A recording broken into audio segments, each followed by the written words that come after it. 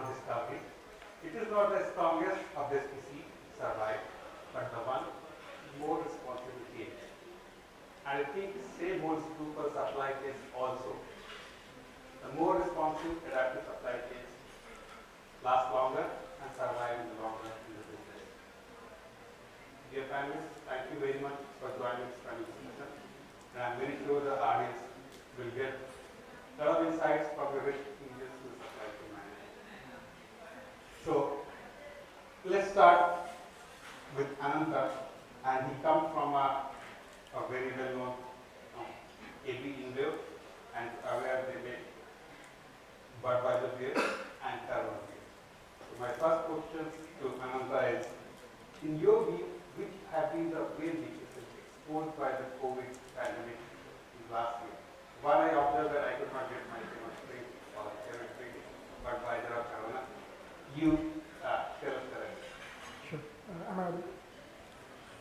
Hi, good afternoon everyone. So I would like to structure my response on two dimensions. I would first like to talk about some of the supply side risks that the pandemic has exposed, and then we'll go to the demand side. So I think one of the key trends that the pandemic has clearly exposed is in terms of identifying the weak links or exposing the weak links. And in complex supply chains, it has exposed multiple weak links. So two metrics that have really shot into prominence because of the pandemic are time to recover and time to survive. And we have seen many cases where the time to survive, which essentially is a supply chain network's ability to use pipeline inventory to balance demand and supply, we have seen that time to survive has got considerably lesser, and hence that has opened up pretty much a large basket of vulnerabilities on the supply side. And I think another key thing that many companies have realized is the ability to forge longer term partnerships without really getting into cost efficiencies. For example, we have seen the Biden-Harris administration committing a $50 billion investment to ramp up semiconductor production in the US. I mean, this is an example from the semiconductor industry, but at the same time in FMCG also, I think cost consciousness has taken, I wouldn't say a backseat, but supply chain resilience and risk management have definitely come to the fore. Where on the supply side, I think the pandemic has really underscored the importance of forging long-term partnerships and building the necessary resilience. On the demand side, I would say we have seen a significant change in the spending patterns of consumers. And if there are any demand planners out here, I'm sure they would really be reeling under the effects of volatility and intermittency that the pandemic has introduced into our industry. So I think even now, when we are out of the pandemic, I think many of the forecasting or data science professionals would agree that the pandemic has created such a black swan event that the total gamut of outlier correction or analytics management has changed forever. I think that's one key significant thing that we have seen during the pandemic. And another thing that I would also like to highlight is the pandemic has created new pathways to enable our product to reach to the consumer. And since I'm from a technology background, I would also like to highlight that companies did not really have too much time to retool their systems or processes, but then many companies have adapted to it and they have created new pathways. I mean, throughout this 2 days, I have seen a lot of trends like B2C, micro-fulfillment, etc. I think that's another key trend that this pandemic has exposed. Very well summarized. I think one key word is structurally very, very deeply time to recover.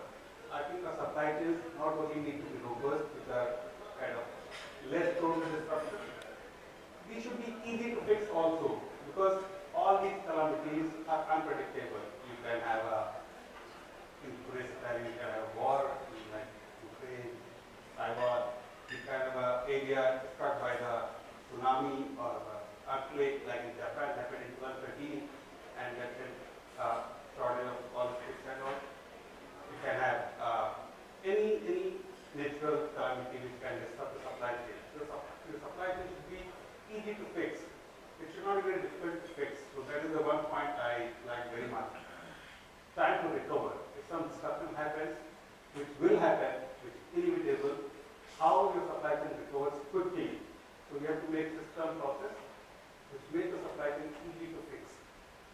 Anantha. Thanks for sharing your thoughts. So let's move to the next question. I'd like Ronit to respond to that. What has been one major change which you have observed in supply chain strategy of CPG companies post-pandemic? Thank you, Surendra. The question itself is a very big, but it starts from the thought process. All of you must have heard or read somewhere supply chain is the backbone of the company. Now the thought process on a management level has started to change. Now supply chain is not only the backbone, is also the heartline of the company. So on a majority point of view, the companies who operate on 100% imported products or who have the demand and volatility, demand and a lot of disruptions which we have seen, the companies are now involving supply chain to be part of the management committee. Not only at a domestic level, also at a global level. So if we talk about the board meetings that happening at India or at a global level, now supply chain also have a chair inside that room. That is a major change. But in terms of execution, what strategy that is getting implemented at a global level or at a local level is actually making and ensuring the stock availability. Whatever the cost, of course it should be optimized with the efficient way, but the availability of the stock to reach the demand of the customers should be well in time. So that is the focus which is coming not only from the bottom, also from the top level now. That is a major strategy which is converted into different functions, be it logistics, planning, customer service, or you can say purchasing. So everything is coming into one, and one chair is actually responding to the global change and at a domestic level also. So this strategy not only helps in terms of making sure the availability of the stock, also delivering to the customers when and where it is required and at what quantity or at what time. And of course, the disruptions has actually made it very much clear to the organization that supply chain is actually playing a pivotal role in making the business run through. And we made lot many DCPs, lot many changes, but at the end, the mindset which has came through, focusing on the people who are not only situated in different functions, also in supply chain. So that is a major focus which has come to the strategy point of view at a global level. Thanks, Ronit. Thanks. So that represents that supply chain has come to the center stage after, especially after the pandemic. Before that, also supply chain was important, has been important all the time, but the focus has shifted to supply chain and has become part of core strategy post-pandemic. So we have put more focus on supply chain, and I would like Ankur also to put some focus on this. So the question for Ankur is related to this: has supply chain risk management become part of core business strategy post-pandemic? Yeah. So I'll answer this. Not saying that it was not there earlier in the strategy, because any of the product which is coming into the market cannot come without supply chain. That's the word which we are hearing from last 10-20 years. But before that also, you were having production planning, you were having logistics, you were having commercial, so you were having purchasing. So the departments were there, but now the change is all this becomes integrated, and then we call it as a supply chain as a terminology. And more than the product now, in terms of competing into the market or bringing products into the market, the major contributor to overall thing is also become how the experience and how the service to the customer is being offered. So that's where it becomes much more critical in terms of while you are defining a strategy, you bring in supply chain piece getting more important, and that is being supported from last 2-3 years. Vulnerable situations what we are seeing right now happening, and that is given more weightage to the role and exposure to the role in terms of being sitting into the board or being part of the management committee itself. So it's very crucial also, not only limited to your service, but while you are defining your sourcing strategy, from which part of the globe you want to source, whether you want to source it from domestic or international, which are the areas which will be proximity to your customers, plus your operating model of supply chain overall in terms of serving your customers, doing that segmentation between customers. So all these strategy which is only lying on the supply chain part plays a role. Apart from that, when you talk about the new terminology which is called future factory, right? So you design a future factory which is really critical in terms of bringing the product out and giving to supply chain to serve into the market. But before that, the role of planning, which is there. You are talking about how can we be the term called agile, right, or responsive, the terminology. But if we go with the basics, it is how much flexible you are in your manufacturing operations in terms of producing the product or optimizing your portfolios, how much flexible you are in terms of changing from one SKU to another. So that type of situations has to be built in your strategy before during the product discussion and also in terms of service and creating that experience. So for me, I think it is really a core part of it, and I think it was always there, but it has gone a significant advantage while last 2 years, which has given the risk exposure, when you are not having your supply chain profile, that has given much more importance to supply chain itself. So you spoke about responsive, agile, and adaptive supply chain. So these are the buzzwords nowadays. Even talk about responsive supply chain, agile supply chain, adaptive supply chain, and that's the topic today we have. So if you can just elaborate a bit more, what are the major attributes of a very responsive supply chain? So see, we call it agile, responsive, or whatever, but from if we see in day-to-day basis when we work into the supply chain, what is most important is how quick you are in terms of responding to customer needs. So that is the first requirement, how quick you are in terms of responding. The second one is, when you are managing your operations or when you are actually moving out products from one location to another between your network, how much flexibility you have in your supply chain or in your manufacturing operation will define, how much responsive you will be to the customer. And that's where, it is important that you be quick.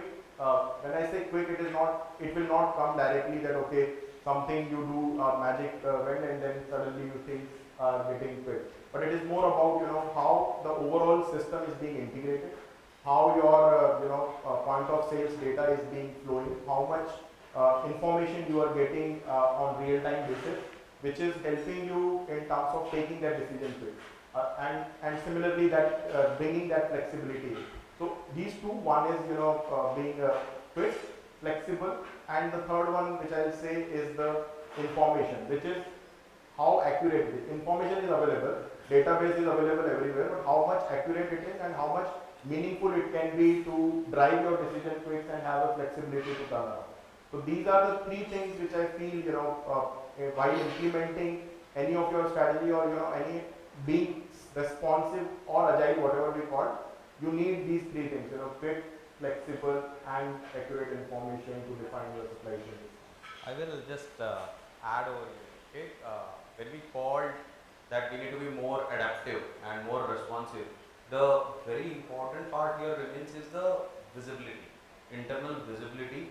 That particular, if you rightly said, Ankur, that one product is there, but if the same product requirement has come up in another part of the country, then before reaching out to manufacturing, let me see how appropriate stocks are there and from where I can move one product to the another particular location where it exactly is required in a fastest possible way. Because at the end of the day now, supply chains are getting oriented and whole the purpose is to make the right customer experience, okay, and make that experience possible. Okay, that is the whole idea. And for this again, the technology at multiple folds where the product is available at multiple folds, how faster, if at all the product need to be manufactured, how we can do that, and the transparency across every leg of supply chain, starting from procurement to manufacturing to particular transportation to then last mile delivery. This particular part will create much more adaptive and much more responsive supply. Thanks, Yatish. Thanks for adding to the point. And what point comes out very clearly, that is ability to sense change.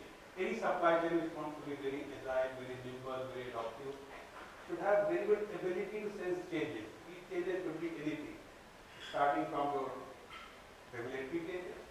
You observed Brexit, what happened? Lot of supply chains had to change their strategy after Brexit. any political changes. You see what is happening in the war of Ukraine, Russia, Taiwan, China. Any geographical event.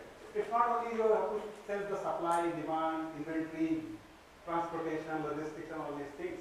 A good supply chain should be able to sense all these external environmental changes also, because all these will affect the supply chain. And when these kind of disruptions or changes happen, they are make or break kind of change. So if the supply chain is able to sense all these changes which are happening globally, externally, as well internally in your own supply chain network, you'll be able to have a very responsive and very adaptive supply chain. So thanks, Ronit. Thanks, Yatish. So let's move to the next question. It's again for Ronit. Will disruption proofing create redundancy in supply chain, which will increase the supply chain costs? Yeah, the answer is very straight. Yes, it may, but the opportunity, falls within the answer, because the disruptions have actually increased the cost, but some of the industries, some of the CPGs have been able to avoid those cost impacts. The reason behind that, making sure what kind of actions we need to be done, what availability in terms of the stocks, and what management was required to be implemented. Say for example, I'll give you a on ground example that how we were able to do. So Red Bull does 100% importation of the products, and it runs with the advanced planning of 6 months. Now imagine the disruptions, we are running through the disruption phase and we want to replenish the product, we want our product to be available in each and every nodes of the country, and you need to make sure to have the proactive actions and the predictive availability, analysis availability in terms of to make the decision for next 6 to 9 months. And during that time, the costs were on toss, be it importation, which is international logistics, be it domestic, from warehousing, availability of manpower, the cost of operation, the cost of movements, everything was actually disrupted. But what we learned through it, it could have been minimized or avoided or even eliminated. So the answer is yes, but it could have been avoided. What we did, we gone through all the logics, all the strategy that we had, and we went through in depth of it. Say for example, I am keeping an inventory in India for, say example, 40 days of inventory to cover my next 30-40 days. It changed after the disruption. Say for example, I am keeping a fixed space of 80% of my required space. It changed. We actually moved it to 60%. So that 20% of extra fixed space has given us the cushioning to manage the inventory. And at the other end, if we were doing one inventory turn a month, it actually increased to 1.8 or 2.2, which is actually giving me more throughput or more productivity from the warehouses across the country. And on the other end, if I am talking about logistics, the movement within the country, we were operating, say for example, 17 different service providers. We did not cut the service providers, but we encouraged them to place the bigger vehicles in terms of to optimize the cost. But at the same time, we re-evaluated the customer order behavior pattern. We worked upon the MOQs. We worked upon the delivery timelines. We re-looked into the capacity of the modern trade customer or the general trade customers. We looked upon in terms of inventory days of holding at a distributor level. So all the things has actually made us learn that what could have been done to avoid such costs. So that all in short, that the cost will definitely increase, but it can be avoided by implementing such decisions. So what I hear that cost and efficiency have taken a back seat, and resilience and responsiveness has taken the front seat. Currently, it might be true because of the pandemic. I don't know how long will it hold true. Once again, maybe cost and efficiency will take over, and again, once we forget the event of pandemic and disruption, that might again be a main focus. And it's very true that earlier focus was more on cost and efficiency. People were doing like economies of scale, have one big supplier with big volume to drive the efficiency, have lower cost. Companies have moved towards centralized bigger supplier to decentralized model to de-risk their supply chain. So that is the reality, and that has added the cost. We have to see how long customers are willing to pay for that cost. If customers are not willing to pay for that cost, they have to again move back to the similar cost and efficiency model. I'll add one point here. So I think before it get, we'll say it will get redundant. I'll say, you have a cost associated with it, but you have to find out the levers where you can share that cost. Because, when we talk about agile supply chain or quick supply chain or, resilience in your supply chain, it will not come by doing actions at your end. There has to be a collaboration between your supplier, you and your customer, and that's where that cost distribution has to happen. So see, you can go to the board and present, okay, to being resilient or to being agile, I want to have this much additional cost, but nobody will going to approve it, right? Means directly it will never come in. So to do that, you have to look for collaboration where, because your supplier also wants to be responsive to your requirement. It is not that they will run their factory or their operations without being agile or without being responsive to the new world which we are right now, because these vulnerabilities will keep coming. It is a cycle which we keep seeing every 2 or 3 years. One or another type of vulnerabilities keep coming. So that's where I think collaboration will also play a big role in terms of bringing your supplier and customer in and try to absorb that cost in the whole chain.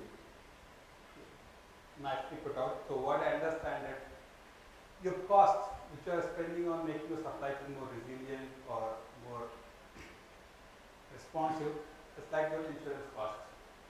You don't need it, it's kind of life insurance, but when you need it, you need it. It's kind of make or break kind of event. You may not need it in your whole lifetime also, but you need to have that insurance. That's a good cost to have. And when that kind of event happens, like COVID and all, and whichever companies have those kind of strategies will survive, and the companies, a lot of companies will face the risk of closure because of not being prepared for those kind of risks, not invested enough in risk mitigation strategies. So I agree with you, Ankur. So my next question to Yatish is related to internal planning, mostly the day-to-day dilemma your supply chain planners or managers face in the supply chain. Most of supply chain managers resist frequent changes in the supply plan. We also do all the time, we does that supply plan or sales plan change all the time. But when we talk about a demand-driven supply chain, more adoptive responsive supply chain, how should the demand planning or your sales planning should happen in the demand-driven supply chain? What do you mean? So, see, I'll suggest here one before I get into. There is a very classic example, and that is the whole scenario happened during the COVID. So at Epicamia, we are typically a fresh product. The shelf life is hardly 18 days, and the main source is the milk. Now, what had happened suddenly, there was absolutely movement barriers they were put by the government, that you cannot go out of the city limits, you cannot go out of the district limits, and it entirely, initially before that, the essential service vehicle were given free pass. Okay, there was a whole dilemma that how we will move, and suddenly what had happened, because that the movements were restricted, okay, the demand dropped. Now what we are doing at the back end, we are procuring milk. The entire cycle works on milk procurement, okay, and what to do with the milk. So that was the big part when we got our learnings, that we need to be very, very much focused. A lot of work that need to be done on demand, how the demand is flowing into the system, okay, because whenever the shelf life is the main constraint, we don't call it as a constraint, we learned that it is not a constraint anymore, but that is a USP, because if the dairy is perceived as a fresh, it needs to be served on the plate as fresh. And then what needs to be done over here is that what are the main causes for that demand fluctuation, so that more you anticipate the causes for demand fluctuation, better you got a hold on this. So if you see, we deep dive into that, what are that particular things that cause a demand. So particular region wise, one was very specifically customer behaviors. Okay, I'll put one example over here for Bangalore. Okay, much of the business are driven through the Q-coms. Okay, like Swiggy, Instamart, and their lifting pattern is altogether different than the way it has been distributed in your general trade. Okay, so this is one particular. So we need to go region wise and what is that particular demand at what point, at what quantity, and at what frequency it's getting generated. Okay, so that was the main root cause. See, being responsive, you need to understand what are the root causes of my variance. And here what happens is that traditional, we used to do the forecasting based on typical Excel based moving average. Okay, but what happens is that these particular regional flavors never get captured in Excel. So it is very important to have our own learnings of deploying AI ML based forecasting system. What the benefits we got out of it is that it is directly linked with that particular region wise sell trends. Now we all know that sometimes sales go up, sometimes go down. Okay, you cannot predict, and that's what the dynamism is. Okay, so I want the way the sales is happening, it should capture. I need to close the loop, get the feedback. So this particular systems when deployed, they what do is that they are integrated with my centralized ERP. So whenever the sales are happening, okay, it is absolutely real time getting reflected into day-to-day recording. So it is defining the trend. When that is defining the trend and it is simultaneously matching how typically this region for last 1 year, 2 year, how it has been behaving, and is there any changes.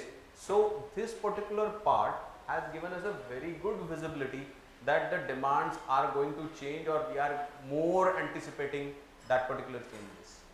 The another part which throws into, apart from pandemic, okay, there are multiple regions when you operate, and that too with the fresh product, you face different seasonalities, different kind of festivals.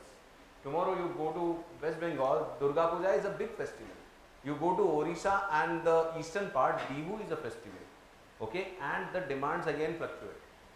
So if you see demand fluctuation coupled with short shelf life product and back end, the product which is even further more shelf life shortened in terms of manufacturing, the problem gets multiply XXX, triple X, that kind of a way frequency and the amplitude gets more. So it's very important to move away. My opinion, that's what we learned, is move away from Excel based, okay, and seriously get a very logical tool application to forecast the demand. Not only that, how to mitigate the back end perishable manufacturing, which is a base. So integrate that particular, because whenever you are changing the demand, simultaneously you need to pass on that changes. Somebody should speak at the back end in procurement.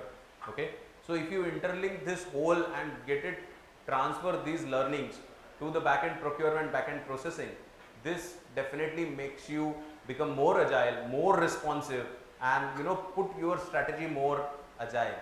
And whenever this kind of a intervention we were able to put in place, I can tell you there was a quite control that we were able to establish over the way demands are getting forecasted simultaneously. This is what has operational level. Now when it comes to particular individual, the ground force who actually senses the demand, generates the demand, the sales team, ground sales team. Now when you need to make the familiarization of this tool, what their own forecasting, the tool generated forecasting, and keep on comparing, keep on hand-holding. So lot of hand-holding has been done with the ground regional sales force. Okay, so what had happened is that when they were given the idea of the tool, so typically what happens, अगर कोई particular sales का बंदा है जो आपके, who is operating in a particular zone for say 10 years, he says मुझे मत बताओ, I know मेरा region कैसे चलता है, please don't teach me. Now what happens over here is that the guy should feel that something is adding value. The tool or the application, first resistance is that यार मेरा काम बढ़ा देगा, मेरे को वैसे भी बहुत काम पड़े, I cannot get into this. So the first thing is that making them understand that this is adding value. Okay, so that hand holding, that giving the entire focus that how it is beneficial for you and the ground reality. Okay, in typically if we in previous discussion sir was putting dairy perspectives, what happens is that whenever the sales force biggest dukti nas kya hai, Okay, duptiness ये है कि particularly if the product doesn't get sell into the market, it gets expired. It gets expired, and then there is no future. उठा के कचरे में फेंक दो. And that particular responsibility mostly lies with the sales team. Who is the guy who is operating at that particular ground level? Now, if you create the value for the person that, come on, by using this, okay, your expiries will go down. दिखाओ क्या है. So first is identification what the value you are creating for the stakeholder for which you are getting this. Okay, if you generate that particular value, then the buying is faster.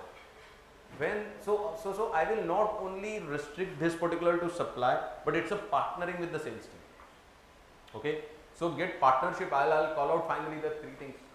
Call out partnership and find out the what is common value that is getting created, that is getting addressed, and simultaneously move away from traditional forecasting to AI ML enable forecasting, because we need more real time data, more real time to response. And the third, back integration into the system linked with not only sensing but to the manufacturing. Okay, this has particularly helped in I'll say reducing the variances in the demand forecasting, and getting in tune with the requirements of the sales team. Very well summarized, Yatish. So one thing comes out very clear, that you cannot keep driving by looking at your rear view mirror anymore. You cannot work only on the lag indicator. Lag indicators, when I say that, Yes. is your sales forecast, which is based on the previous data. So now you need to look ahead. You need some more lead indicators, which he touched upon by using AI ML. It will give you sense ahead, what is going to be ahead, and that will help you your supply chain make more responsive, more adaptive. So very well summarized, Yatish. So relate this, I'll move now.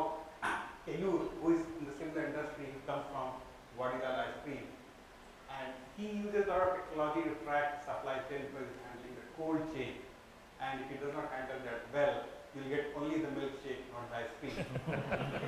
So I told him earlier also that they're doing a wonderful job, but they will not get our ice creams.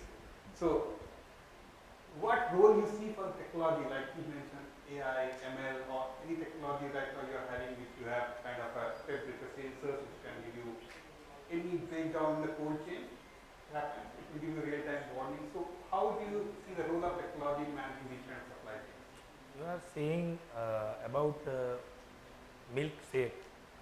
It is correct. It was correct before 10 years ago. But it is not correct as of now. Before 7 or 8 years ago, we were implemented one system. It's called GPS tracking system. One temperature sensor is installed in that. We are continuously every 3 minutes data tracking that particular sensor, and we are getting almost 95 to 98% result as per ice cream industry standard, what is -18. Because if you are received a product less than -18 or -17 or -16, then taste is different, then safe is different, and everything is different. So we are very much depending on technology since last 5 years. We have currently used a number of technologies in since last 5-6 years. You can say artificial intelligence, you can say WMS, you can say SAP S/4HANA, demand planning software, and we are thinking for TMS software also. And currently we are facing too much difficulty for 2 things, which you are saying correct. We are not getting real-time data for export tracking. We are getting data, but it's offline because the problem of the internet in the sea, and we are facing too much difficulty in city delivery. We were discussing before 1 hour ago with Mr. Yatish for this type of technology. We were using Utectic technology since last 3 or 4 years with a number of companies, but we are not getting success just because of the not proper solution from supplier and customer side. So we have to think that for new technology of Utectic and export tracking and so on. Thanks. So I'm sure there are a lot of supply chain service providers who handle the cold chain will be able to solve your problem and will come up with But some answer. I want to add one thing. Technology provider and supplier has to think that about the ROI of the technology, recurring cost of the technology. Then they have to suggest the price and everything. Otherwise, no company can give the order and give you the chance for implementing such things. Because we have old people also, they have blockage mind. So they have to think that. Thanks. Keyur, so very well summarized. And let's touch a bit upon the people side of supply chain. So if you want to have a very responsible, agile supply chain, you should have a good team also who is very agile, very responsible. So I would like to ask Ankur, what are the requirements or the prerequisites to create a very responsive, agile team, a supply chain team which is very agile, very responsive? What we need to do? So I think you touched base a pretty good point. How can we make people more agile, or to make our supply chain responsive, right? So see, one thing is very important is we need to provide the right resources to the team in terms of the data which is available. So data is available very standalone data is available in different tools, right? So you have different tools in the company. You have planning tool, you have PMS tool, you have sourcing tool, you have track and trace. You have different tools which is actually standalone available in the company, but they are not talking to each other. So being, you have your planners, you have your analysts who are working on that different standalone data, but they are not very quick because they are not having an integrated system which is giving them the visibility, or the data which is talking to each other. So I think the resource, when I say resource, it is very important that integrated information and data available to the team to get something meaningful and insightful to take a quick decision. So that is one thing. Second thing is, which is very important, is to use that data you need the capability of the team also to get enhanced at a required frequency, because right now it is not only the thing that what you have learned 5 years back or 2 years back or 10 years back is relevant, so it is all about relevancy of things what you learn. So it is not only about learning, but it is also about unlearning something, right? Because when you are in new world, you have to unlearn something to being relevant and learn something new to scale up, right? So that's where I feel one is the capability enhancement of the team, plus the right resource providing them to respond to the needs more quickly. Thanks, Ankur. So one thing comes out very clearly from Ankur's points, that we need to break silos. So teams are working in silos. So we need to break silos. And technology can be enabler in breaking those silos. Wherever we use digitization, we capture any interface through digitization. Interface between the teams, between the people, or between the two companies, or between the supply chain nodes. Your ambiguity, your barriers, those go. And visibility improves. So we need to break those silos, and very well said that we need to change the process and culture. So the main ingredients of supply chain team, people, process, culture. These are the main ingredients which we need to work on. We need to transform, and we need to create an unlearning and learning culture. We need to adopt the technology. We need to unlearn what was not right, and need to learn what is new and what is relevant now. So thanks, Ankur. So coming to the Abhishek, who is handling a very unique model which has been kind of a buzz right now, B2C. So during the pandemic, the rate of adoption of your digitization and B2C or B2C has gone up multifold. It's kind of rocket. So I would like to ask Abhishek, what are the opportunities and challenges for a consumer goods company, CPG company, in the area of B2C? So if you take any CPG company, like we at Bombay Shaving, we are the only company in India in which two multinationals have invested, Colgate Palmolive and Roquette, the side of the investors. We are proud to say that Durex and Inform, the brand we run on our D2C platform, has grown the fastest amongst the world. Now the Durex brand, the D2C brand of Durex, has become the largest platform in the world. So that's the power of what companies, especially CPG companies, can take the brand that they have announced and they can put on a D2C platform and make it big. So today, if you see today's consumers, like we get on our website more than 5 lakh hits, but the conversion ratios is typically in the range of 2 to 3%. The idea is that how can you increase the conversion ratio, get them to buy your products and get it delivered on doorstep. So there are multiple ways in which these opportunities come in. It could be in terms of personalization. For example, a week ago we had Rakhi. Rakhi is a big gifting or a big event for us because typically a brother gives to a sister, cash or some money. But the sister always wants to give something back to her brother. Normally वो मिठाई देगी या कुछ chocolate का डब्बा देगी. Nobody, I'm not nothing offensive against Cadbury's or anyone, but किसी को मिठाई का डब्बा नहीं चाहिए. सबको शुगर या हेल्थ कॉन्शियस प्रॉब्लम है, right? So that's where the gifting experience comes. Like, so in our website we offer a personalization experience. So we have trimmers or 6-part razors. When we can get a name engraved, and then it becomes personalized. Then it becomes a memorabilia for the brother. So we offer that experience.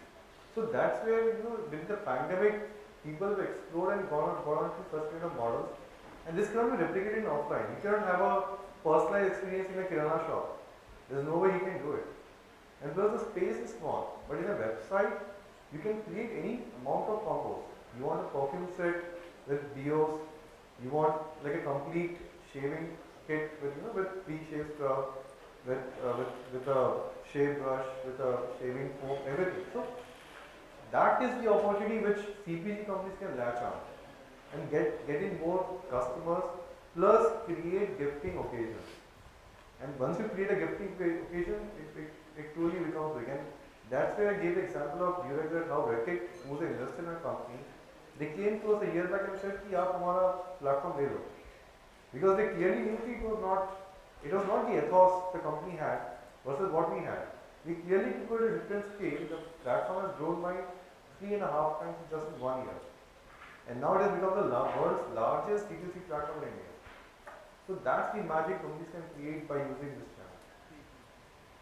Thanks, Abhishek. So it clearly shows that it could be one of the growth drivers for the CPG company. This can open one more avenue for them to grow their revenue. So in the interest of time, now I'd like to take a final closing remark from all the panelists and then open the floor for questions. So Ankur, you can start with the closing remarks. Yeah, so I think I've touched base on 2-3 points, which is more around how can we be more quick in terms of responding to the dynamic customer needs, and also we talked about more on the collaboration side, not only within the organization. That's still easy, within the organization, but it's also outside of the organization with your vendor, with your customer. And the third thing is, in terms of developing the capabilities within the team. So these 3 things, when it will come together, then only you'll be able to being responsive, or will be able to respond to your customers much faster. So I think it's a journey. It will not going to happen within stipulated time, in month or year, but it is a journey in terms of cultural change while you are dealing with your suppliers. It is not only supplier, it is your business partner right now. So rather than taking them granted, I think it is also important that we build some synergies along with them to build an ecosystem which is more responsive to meet the customer demand, which is very, very dynamic right now. Thanks, Ankur. Anybody wants to add any point to that? Yeah, I have just a couple of points to add on to what Ankur said and also to what Yatish earlier indicated. Adopting technology is inevitable, but I think there is a cultural nuance to that as well.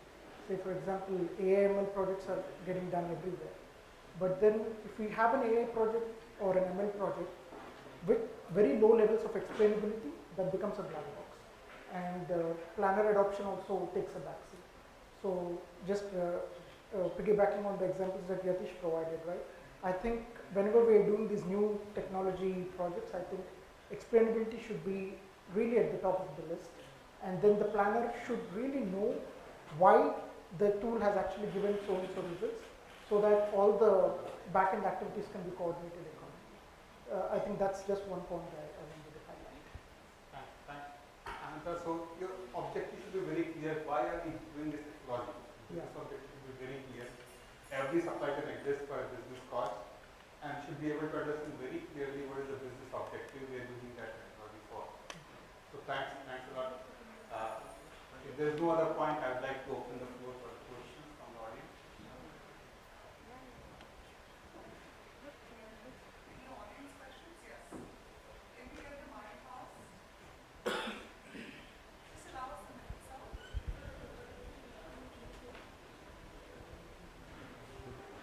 So we're just getting the mic passed. Thank you so much for participating. Firstly, fabulous discussion. Could we firstly give a huge round of applause to our panel? Gupta ji, you curated this very wonderfully, and we really value your presence and your thoughts today. Thank you for that, and of course, all our esteemed panelists. Sir, your name, designation? Yeah, the one. Okay, she's not passed the mic to you. Apologies. Name, designation, and a short and concise question. Yeah. Sure. Hello. Is it better? Yes, Okay. yes. So my name is Ragesh, and I am the CEO of Ex Optimus Partners, which is a management consulting firm. And greetings to everyone on the panel. While the session actually took, like in turns, it actually discussed about the responsiveness, right? Technology adoption, demand accuracy and things. Gentlemen, one point is, like, you are all senior leaders, you have got a lot of experience. My point is, shouldn't organizations in general, regardless of the industry, be seriously, see, there is a concept called FMEA, I hope everyone knows, right? Failure modes effects analysis, which is basically a manufacturing concept. But then I feel, and basically a careful application of FMEA in supply chain, basically to understand all the possible devils and differentiate between the bigger and the smaller devils. Basically, I'm talking about the risks, whatever you can think of. And so the calculating question. Yeah, the severity, occurrence and detection against these risks on a regular, timely basis. Do you think organizations could actually, or specifically supply chain, can really improve the performance, particularly when we're actually talking about the responsiveness part of it? So Okay. Or probably if you have any experiences of. So if I Yes, Mr. try to Gupta. summarize the question, what you Yeah. which is the concept in manufacturing. I think failure mode effectiveness analysis or something like that. I'm not really sure, but it's something like that. So what is asking, why don't the industries come forward and try to do kind of a lab kind of thing, where the experiment is kind of more of a scenario building. If this happens, disruptions happens, what kind of big disruptions, what actions can be taken? So if anyone of you can take that question, will it be feasible for the industry to come up with such kind of ideas where we create supply chain lab kind of things for these kind of experimentation or scenario building or scenario testing? Okay. So I think whatever you call, FMEA or whatever it is, rightly, if you see in your integrated business planning or SNOP what you are doing, in previous years, there is a term called, exception management. So that exception management is basically, and the scenario building, they both are actually interlinked to each other. So that exception management comes from the concept which is FMEA, that you've seen the failures which is being pretty repetitive in nature, and you also predict some of the failures which is impacting your overall supply chain or your planning side of it. So basis on that, you detect and you build Based on these exceptions, you build the scenarios to address them. So you can call it whatever, but I'm saying in terms of terminology, it is how do you address the situation and how you build the solutions around on it, and the tech part of it can solve it in terms of providing the real time data. And so in general, if we see on a practical basis, right, daily. We reach out to our planners, we reach out to logistics specialists and say, okay, give me this report. I want to see one particular data of this particular depot, how the trend is happening. And suddenly you are saying, okay, please add in this one more component of the stock availability into it, and he says that, okay, 5 minutes back you asked me to prepare the whole report, and now you are asking suddenly something very, very different to me. So he has to again rework around it. So point was, there is no integrated approach or integrated system available where each and every system talking to to build that scenario directly coming. We are saying right now, okay, there are IBPs available which gives you a much more integrated scenario planning, but still the lag of your front end is still missing into it.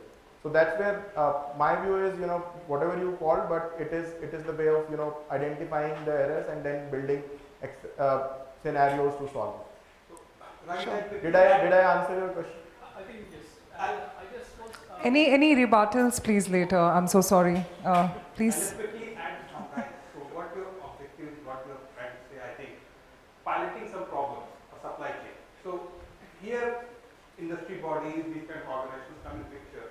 You have industry bodies like CII and all who have also opened supply chain labs kind of thing, where some supply chain problems are kind of common to all many organizations of the country. They can take that pilot project and involve industry as well as service providers also, and we can reach out to optimize for different kind of supply chain issues. Right. Is that okay? Great point. So your name, designation, and of course, short and concise question. Sure. So Hari here from Hindustan Unilever. I'm going to ask for examples basically. So when we talk about real-time decisions, so capturing the data and then infusing the outcome of it into supply chain and reacting, I think that's usual for all of us. It takes a lead time of 3-4 months. When we talk about doing this in real time, that's a challenge. So if I may ask any examples from your experience or companies that you could share on how this has been applied real time. I mean, what happens today is turning into a decision into supply chain and reacts in 2-3 days. Do we have any examples of it which we can learn from? Something which Yeah, Sure. here, Hari, I'd like to take that particular example. First, let's define process specific what is real time. Okay, that is very important. Today, if you see Blinkit, Zepto, they are 10 minutes. That is real time for them. When you ask for the supply chain and replenishment, okay, real time sales can be 1 day, can be 2 days, can be 1 week. Here. So first, let's get clear about what is real time. Okay. If you ask me in my case, I'll take that example. Particularly whenever say for Bangalore, okay, one of our yogurt flavors shoots up. Okay, their particular saliency goes up.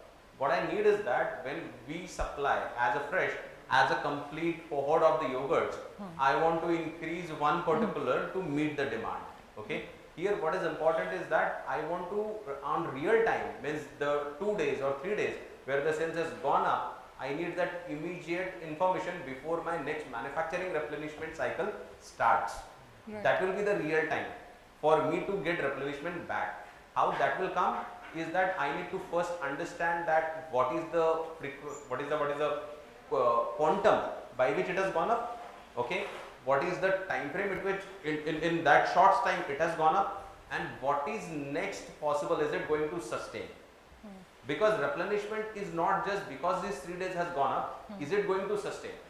Right. Okay, if that particular 3 things tell me yes, then that particular data going back to my manufacturing and getting up back in my next replenishment.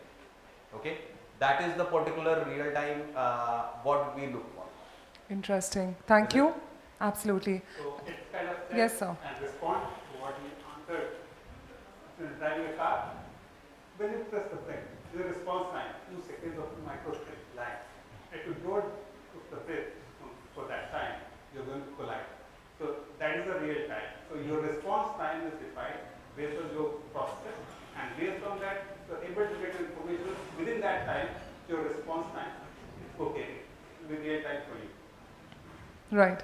Thank you. Thank you on that. And of course, I'd like to tell Mr. Abhishek Agrawal, you definitely gave me a different idea of what to gift my brother next year. For Rakhi. So I think that's a... Father's Day also. Father. You need some coupons? Can I get the hampers? No, but ladies and gentlemen, let's give them a huge, huge round of applause. Fabulous discussion right there. And of course, we'd like to honor all of them. And I'd like Mr. Surendra Gupta to kindly step forward. So this is your limelight moment. Aap aa jaiye center mein and help us to felicitate all our panelists. So ladies and gentlemen, as I request Mr. Gupta ji in the center out there. First up, Mr. Yatish Vatsaraj, the head supply chain Drums Food. Let's give Mr. Yatish Vatsaraj, head supply chain Drum Foods, a huge round of applause, ladies and gentlemen. Next up, I'd now like to have the honor of inviting Mr. Ankur Sharma, head supply chain planning and logistics India, Roquette. Thank you so much, Mr. Sharma. And of course, shortly joined by Mr. Ronit Verma, National Logistics Head, Red Bull India Private Limited.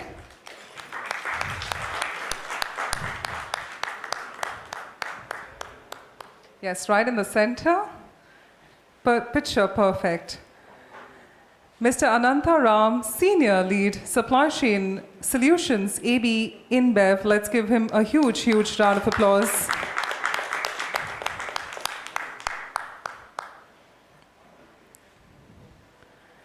And somebody who will shortly promise me a hamper, yeah? Mr. Abhishek Agrawal, Senior Vice President, Supply Chain and Sourcing, Bombay Shaving Company. That's jokes apart.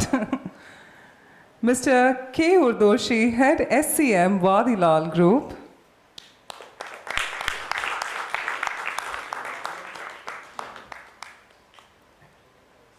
And of course, the Karta Dharta of this entire conversation, our curator, our moderator, ladies and gentlemen, Mr. Surendra Gupta, General Manager, Supply Chain, SuperMax Personal Care Private Limited.